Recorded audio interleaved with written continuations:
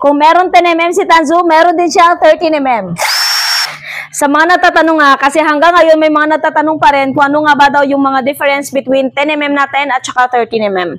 So, same brand at same din sila na brushless motor. Ang pinakaiba lang, aside from size ng chuck which is 10mm, ito naman is 13mm, same din naman sila na metal. Yung pinakaiba lang talaga literal nila is yung torch power, which is yung 10mm natin is nasa 80 Nm, yung ating 13mm naman is meron siyang 90 Nm. So kung sa lakas ng pagbabasehan, mas malakas si 13mm natin. Pero pagdating sa mga pang heavy duty, same po sila na maganda yung quality, same din sila na pang heavy duty.